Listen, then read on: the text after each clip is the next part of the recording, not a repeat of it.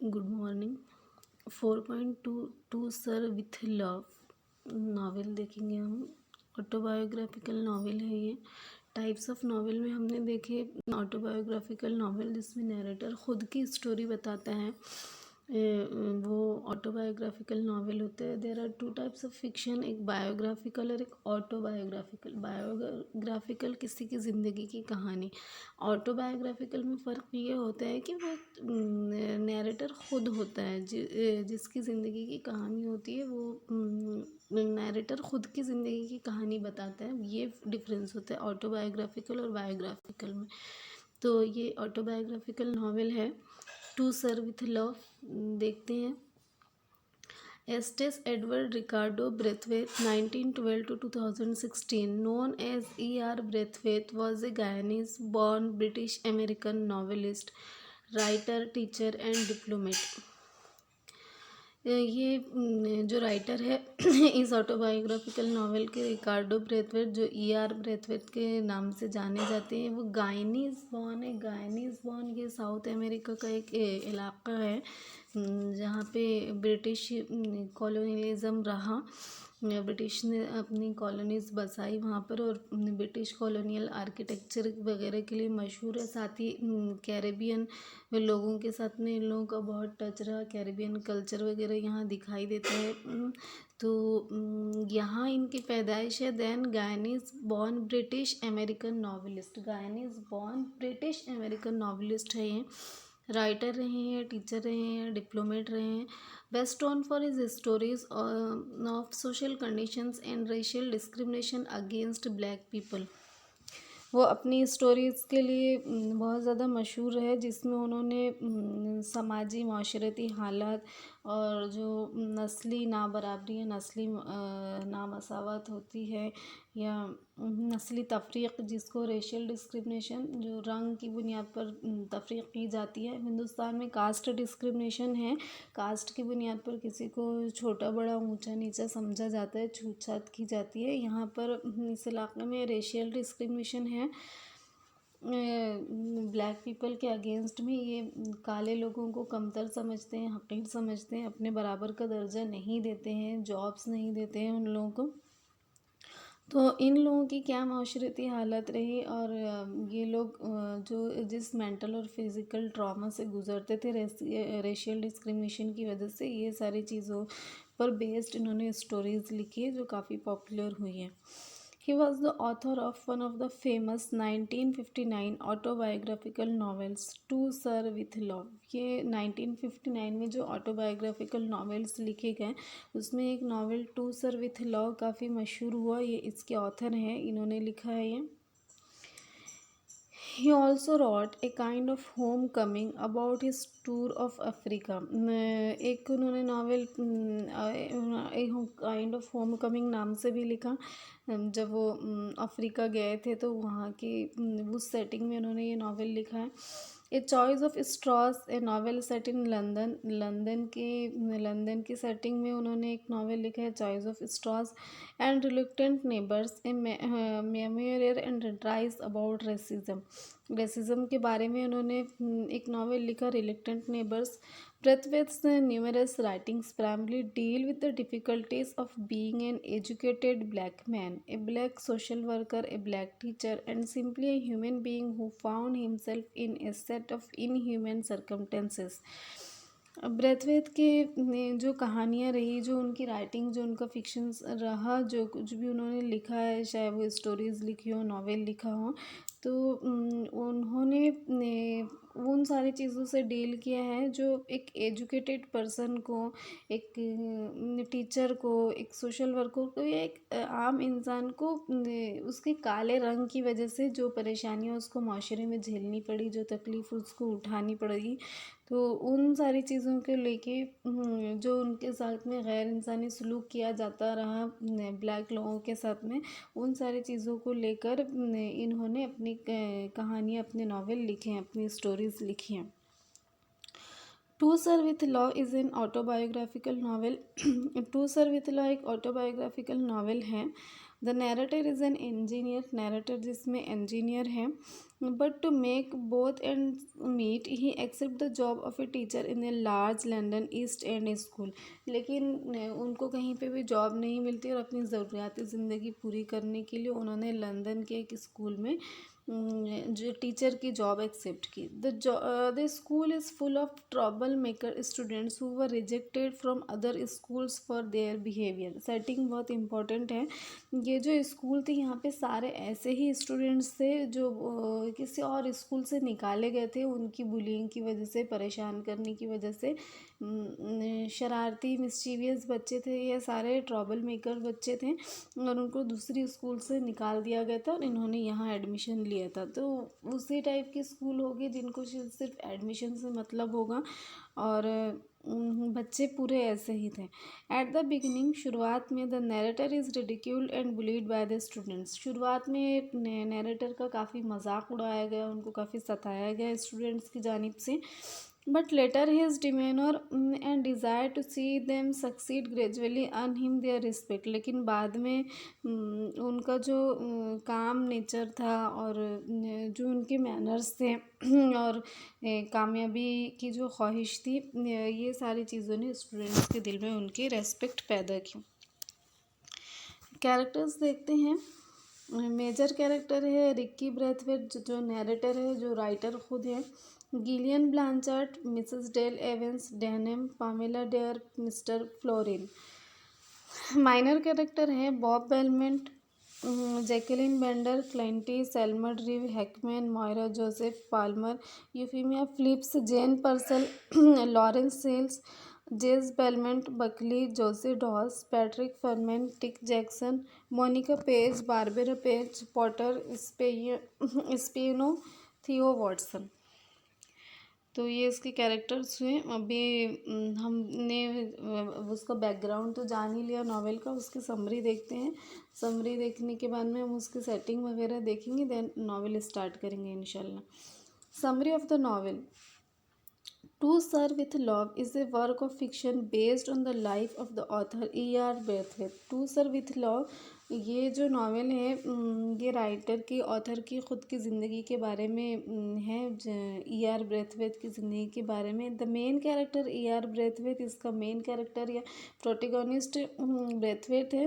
Works as an engineer in an oil refinery, वो एक oil refinery company में engineer की हैसियत से काम करते हैं। He served in the Royal British Air Force in the war, उन्होंने रॉयल ब्रिटिश एयरफोर्स में भी अपनी खिदमत अंजाम दी, जंग में काम किया उन्होंने।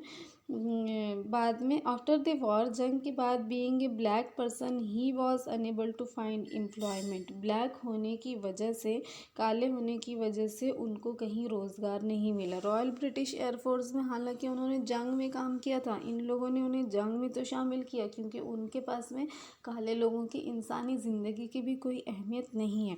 लेकिन बाद में जब जंग ख़त्म हो गई तो उन्हें कोई जॉब नहीं दी गई।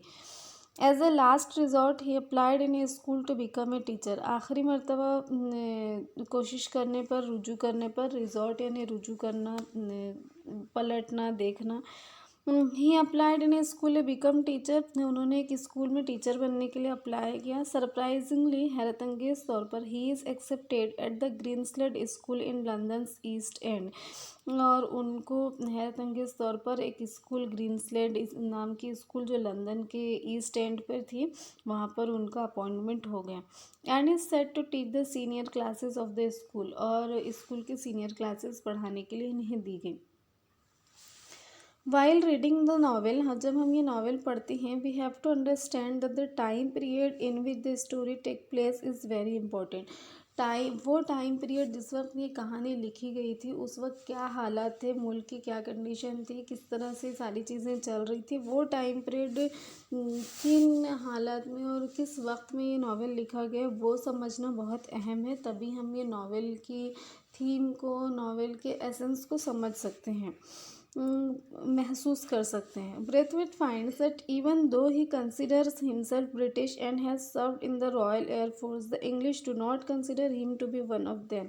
ब्रेथवेट कहते हैं कि हालांकि वो ख़ुद को ब्रिटिश समझने लगे थे और उन्होंने ब्रिटिश एयरफोर्स में काम भी किया था, अपनी खिदमत भी दी थी, इसके बावजूद इंग्लिश लोगों ने उन्हें कभी या ब्रिटिश लोगों ने उन्हें कभी अपना नहीं समझा। This leads Braithwaite to feel bitter about the English and colonialism. ये सारी चीज़ों ने ब्रेथवेट के दिल में इंग्लिश पीपल के लिए, ब्रिटिश पीपल के लिए और कॉलोनियलिज्म दोनों के लिए ही इनके अंदर तलखी पैदा की। कॉलोनियलिज्म जो ब्रिटिश लोगों ने दूसरे एरियाज़ में जाकर अपनी कॉलोनीज कायम की, जैसे इंडिया में भी ब्रिटिश आए, उन्होंने कई सौ साल तक की हुकूमत की और अपनी कॉलोनीज़ बनाई, जो नौ आबादियाती दौर जिसे हम कहते हैं उर्दू में। तो ये कॉलोनियलिज़म है, जिसमें ये लोग काफ़ी इनह्यूमन सलूक करते थे, टॉर्चर, मेंटली फिज़िकली टॉर्चर करना, ग़ुलाम बना के रखना। जहाँ पे इन्होंने अपनी कॉलोनीज़ बनाई थी, इन लोगों को जॉब नहीं देना, इन लोगों से यानी ज़ोर ज़बरदस्ती करना हर तरीक़े की। तो ये ही कॉलोनियलिज़म का कल्चर था। ये सारी चीज़ें इसी माहौल में ये ज़िंदगी गुजार रहे थे ब्रीथवेट। तो इनके दिल में भी ब्रिटिश लोगों के लिए, इंग्लिश लोगों के लिए काफ़ी तलख़ी और कॉलोनियलिज़म के लिए भी तलख़ी पैदा हो गई थी। साथ ही साथ जो उनके वाइट स्टूडेंट थे, जो गोरे स्टूडेंट थे, ये ब्लैक मैन थे ब्रेथवेट। तो ये अपने वहाँ पे ब्लैक और वाइट का रेसिज्म भी बहुत ज़्यादा चलता था, तो इनके दिल में अपने वाइट स्टूडेंट्स के लिए भी काफ़ी ज़्यादा तलख़ी थी। ब्रेथवेट्स टीचिंग पोजीशन स्टार्ट्स आउट रफली and is embarrassed time and again. तो इनकी जो टीचिंग की शुरुआत हुई, जो उन्होंने एज ए टीचर अपना करियर शुरू किया, तो शुरुआत में काफ़ी ही रफली था, साथ ही बहुत ज़िल्लत आमेज़ भी, embarrassed. He considers his students disrespectful, ill mannered and mischievous. वो अपने स्टूडेंट्स को बेअदब समझते थे, बैड मैनर्स को समझते थे, इल बदअखलाक समझते थे, इल मैनर्ड समझते थे और काफ़ी शरारती समझते थे। While his students consider him to be an arrogant outsider, unfamiliar with the social environment in which they have grown up, जबकि इनके स्टूडेंट इनको ऐसा समझते थे कि ये एक बहुत एरोगेंट टीचर है, एरोगेंट आउटसाइडर है। मतलब पहली बात तो ये उनमें से नहीं है, ये सारे वाइट स्टूडेंट थे और ये ब्लैक मैन थे। तो पहले तो इनके स्टूडेंट्स ये समझते थे कि ये उनमें से नहीं है, ये कोई बाहर का आदमी है जिसको ये कभी अपना नहीं सकते, अपनापन जिसको ये नहीं दे सकते हैं, अपना नहीं समझ सकते। देन काफ़ी ये एरोगेंट है ये बंदा, बहुत ही तल्ख़ मिजाज है, खड़ूस है, ये आम लैंग्वेज में हम जिसको बोलें, अच्छा नहीं समझते थे। Unfamiliar with the social environment in which they have grown up, और इसको यहाँ के कोई तौर तरीक़े भी नहीं समझते, ऐसा इन लोगों की थिंकिंग थी कि ये अनफेमिलियर है यहाँ के सोशल इन्वायरमेंट से, जिस माहौल में हम लोग बड़े हुए हैं, ये गोरे स्टूडेंट बड़े हुए हैं। The students harass him from day one, slamming their desk during his lecture. Students उन्हें पहले दिन से ही परेशान कर रहे थे। Slamming their desk during his lecture, उनके लेक्चर के बीच में ही अपने डेस्क बजाया करते थे। यूजिंग फॉल लैंग्वेज, बदतमीज़ी की ज़बान या गंदी ज़बान इस्तेमाल करते। And bullying him to a great extent, और उन्हें बहुत ज़्यादा परेशान कर रहे थे, वो जब बहुत ज़्यादा उन्हें सता रहे थे। Even the girl students do not spare a moment to harass Braithwaite. यहाँ तक कि जो लड़कियाँ थी, ऐसा माना जाता है कि लड़कियाँ उतनी बदतमीज़ी नहीं करती हैं या इस तरह की शरारतें वो नहीं करती, लेकिन लड़कियाँ भी उन्हें परेशान करने का एक लम्हा भी ज़ाय नहीं कर रही थी, हर वक्त उन्हें परेशान कर रही थी। In a reaction to that, Braithwaite verbally scolds the girls for acting in an unladylike manner and being unruly in the class. तो फिर बदले में ब्रेथवेट भी उन लोगों को डांट रहे थे, लड़कियों को डांट रहे थे, इस तरह से डांट रहे थे, इस तरीके से बात कर रहे थे जिस तरह से कोई लेडी से बात नहीं की जाती है। लेडीज से एक रिस्पेक्ट में, एक मैनर्स के अंदर, ये बाउंड्री के अंदर बात की जाती है मर्द जब लड़कियों से बात करते हैं तो, लेकिन ये इसका ख्याल नहीं रख रहे थे और उनको बहुत बुरी तरीके से डांट रहे थे, क्योंकि वो लड़कियां उन्हें परेशान कर रही थी।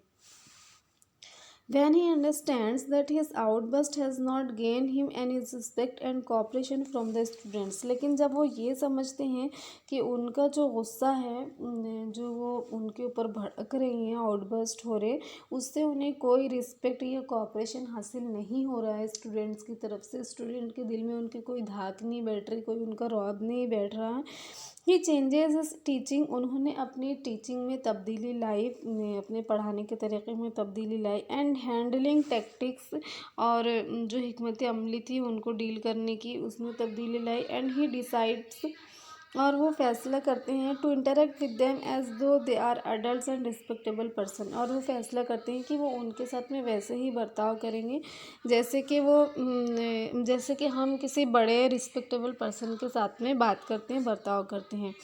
ही requires every girl to be referred to as miss and that his students call him sir, तो उन्होंने ये शुरू किया कि वो लड़कियों को मिस कह के बुलाने लगे और उनके स्टूडेंट्स उन्हें सर कह के बुलाएं।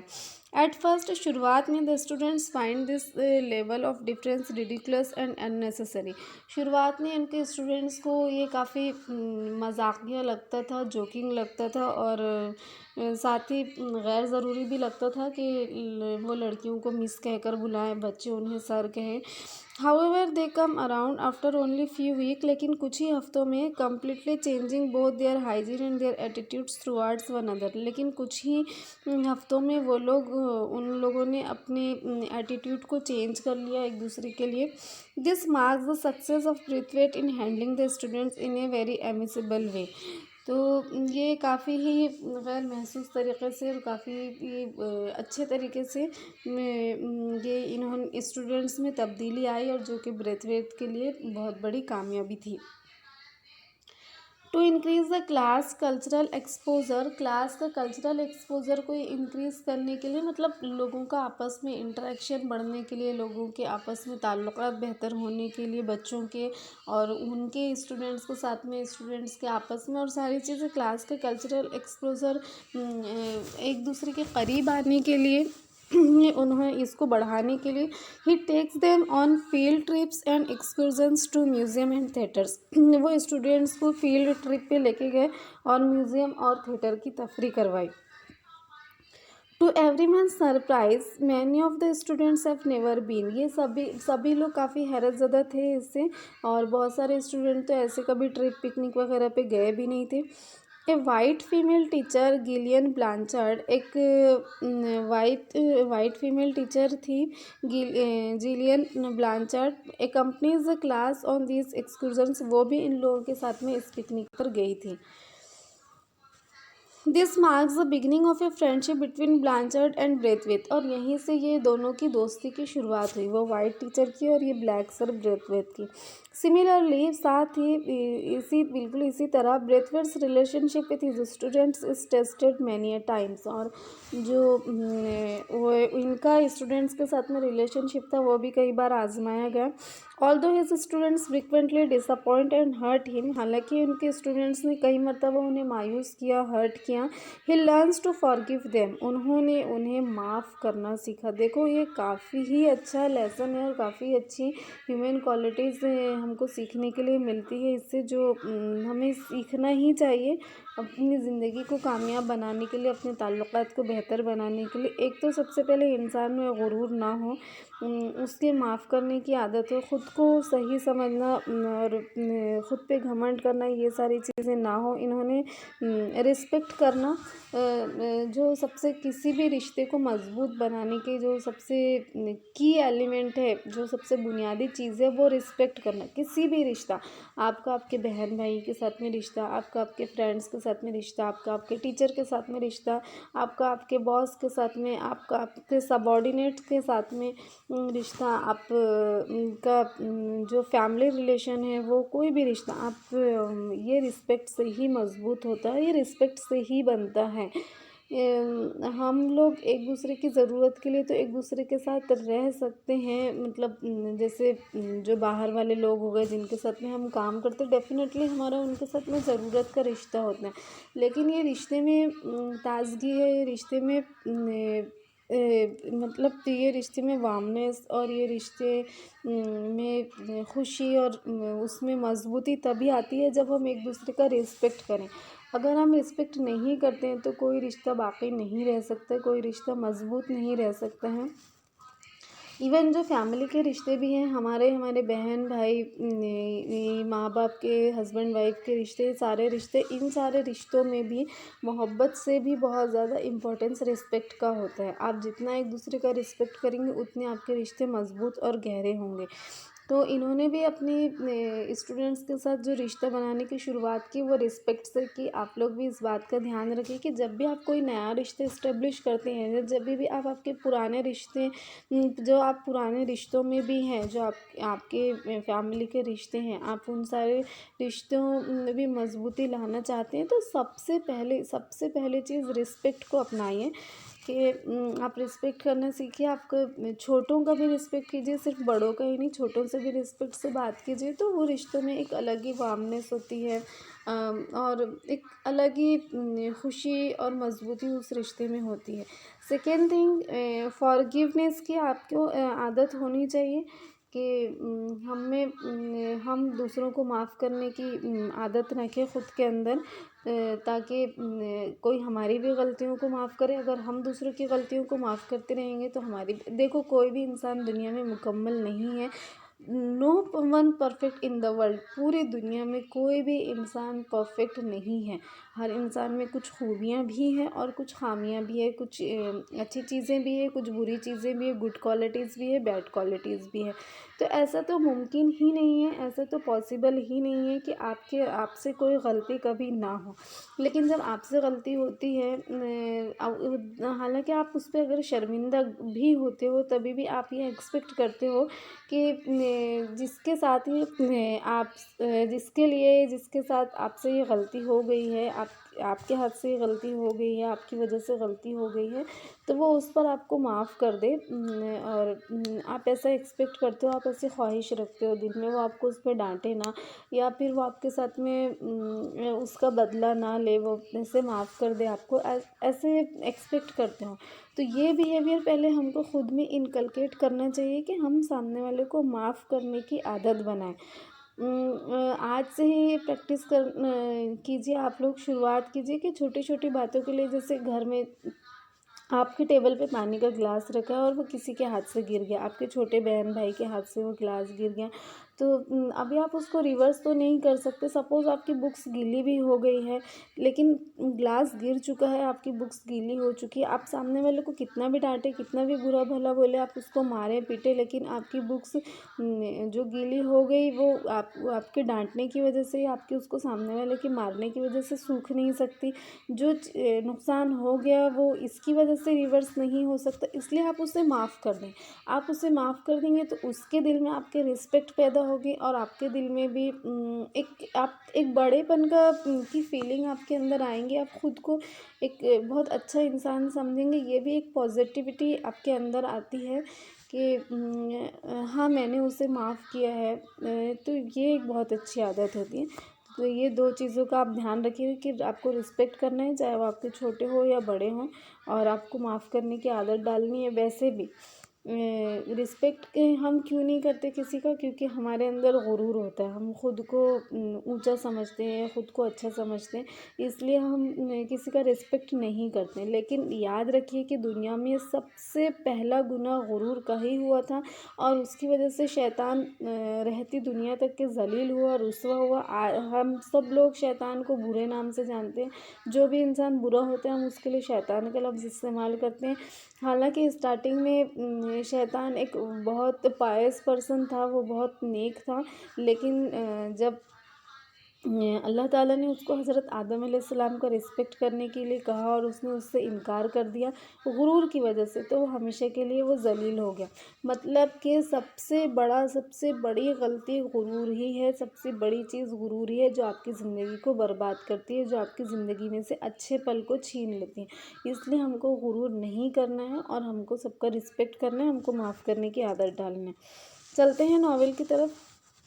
He learns to forgive them, उन्होंने उन्हें माफ़ करना सीखा। The students constantly surprise him with their maturity, empathy and knowledge. Students काफ़ी हैरत ज़दा होते थे उनकी मैच्योरिटी, एम्पैथी एंड नॉलेज देख के। एम्पैथी, मैच्योरिटी और नॉलेज तो आप लोगों को पता ही है कि काफ़ी बाशऊर थे वो। अल्हम्दुलिल्लाह समझदारी से काम लेते, नॉलेज भी उन्हें बहुत था। इम्पैथी, एक चीज़ होती है सिम्पैथी और एक चीज़ होती है इम्पैथी। सिम्पैथी किसी के साथ में हमदर्दी करना, कोई रो रहा है तो आप भी उसके साथ में 2 आंसू आपने भी बहा लिए, 4 लफ्ज़ उस तसल्ली के आपने उसको दे दिया, अरे तुम्हारे साथ में बहुत बुरा हुआ, मत रो, अच्छा हो जाएगा। या फिर हाँ, लोग ऐसे ही करते हैं, दुनिया ऐसी करती है, मेरे साथ भी बहुत बुरा हुआ था, या ये वो आप उसके किसी के साथ में हमदर्दी जताते हो, पर कि आपकी हमदर्दी से किसी का कुछ फ़ायदा होता है क्या? एक और चीज़ होती है एम्पैथी, और आपके अंदर एम्पैथी होना चाहिए, सिम्पैथी नहीं होना चाहिए। इंसान का एटीट्यूड सिम्पैथी तक महदूद नहीं रहना चाहिए। You should be empathetic. Empathy में क्या होता है कि आप खुद को सामने वाले की जगह रख कर सोचते हो कि अगर ये हादसा, ये इंसिडेंट आपके साथ हुआ होता तो आप क्या करते। अभी आप जब एम्पैथेटिक होते हो तो आप फिर सामने वाले के दुख में रोने के बजाय आप ये सोचते हो कि आप उसको कि अगर आपके साथ में ये हुआ होता तो आप क्या करते, और आप उसको वैसे गाइड करते हो, वैसे आप उसके साथ में खड़े होते हो, आप उसको आगे बढ़ाते हो, आप उसको उसके फेस से, उस फेस से निकालने की कोशिश करते हो। ये एम्पैथी होता है। तो another facet of the story which greatly affects its narrative lies is the heavy history of colonialism। एक तो कहानी का रुख ये था, रेसिज्म था कहानी का रुख, के जो ब्लैक एंड वाइट लोगों की जंग चल रही थी। इनके वाइट स्टूडेंट्स इनको अच्छा नहीं समझते थे, आउटसाइडर समझते थे, एरोगेंट समझते थे। फिर उन्होंने उसके लिए काम किया। कहानी की एक और चीज़ जिसने कहानी पर बहुत ज़्यादा अफेक्ट किया, राइटर की ज़िंदगी पर बहुत ज़्यादा अफेक्ट किया, वो कॉलोनियलिज़म था। कॉलोनियलिज़म मैंने शुरुआत में ही आपको बताया कि जो ब्रिटिश लोगों का नौआबादियती दौर रहा, और ब्रिटिश लोगों ने जो दूसरी कौमों को अपना ग़ुलाम बनाया। इट्स डार्क कंसिक्वेंसेज, इसके गहरे नतायज, मेंटल एंड फिज़िकल ट्रॉमा, जो मेंटल और फिज़िकल ट्रॉमा रहा, जहनी और जिस्मानी तकालीफ, दैट इंक्रीजेज ब्रेथवेट्स हेटेड एंड डेथ फॉर ब्रिटिश। इन सारी चीज़ों ने ब्रेथवेट के दिल में ब्रिटिश लोगों के लिए और ज़्यादा नफ़रत और तलखी पैदा की। ही कॉन्स्टेंटली फील्स, वो मुसलसल महसूस करते थे, the prejudicial effects of colonialism while living in England after World War second. जब वो इंग्लैंड में रह रहे थे तो वो हमेशा ही कॉलोनियलिज्म के प्रेजुडिशियल इफ़ेक्ट महसूस करते थे। प्रेजुडिशियल यानी तासुब बरतना, किसी के बारे में पहले के पहले सोच रखना, वो बाहर का है तो वो अच्छा नहीं होगा, उसको जाने बगैर, उसको समझे बगैर तासुब रखना, फ़िरका परस्ती, ये सारी चीज़ें प्रेजुडिशियल में आती है। किसी के लिए पहले से ही जजमेंट तय कर लेना, पहले से ही किसी के बारे में फ़ैसला कर लेना। तो कॉलोनियलिज्म के जो प्रेजुडिशियल इफ़ेक्ट रहे सेकेंड वर्ल्ड वार के बाद में भी इंग्लैंड में, ये सारी चीज़ें वो महसूस करते थे। एंड दीज निगेटिव एक्सपीरियंसेस, और जो उनके मनफी तजुर्बात उन्हें हुए थे, निगेटिव एक्सपीरियंसेस उन्हें आए थे, frequently shape his thoughts and actions, ने उनके थॉट और एक्शन को शेप दिया, उनकी सोच उन लोगों के बारे में बनी। ऑफ कोर्स इतने निगेटिव एक्सपीरियंस उनको आए थे तो निगेटिव ही थॉट उनके बने होंगे उन लोगों के लिए, और उनके मन में एक्शंस भी निगेटिव आते होंगे। वो उनसे बदला लेने या उनके साथ में बुरा सलूक करने या फिर उनके साथ में अच्छे से ना रहने के बारे में सोचते होंगे। Braithwaite is surprised and shocked by the conditions, Braithwaite काफ़ी सरप्राइज और शॉक थे उस कंडीशन से in which these students live, जिस कंडीशन में स्टूडेंट्स रह रहे थे।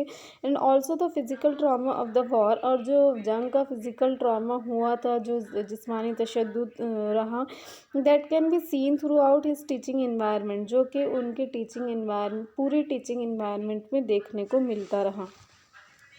तो ये हमारी नावल की समरी हो गई। With theme of the novel हम इंशाल्लाह नेक्स्ट वीडियो में देखेंगे और उसके बाद में हम नावल शुरू करेंगे।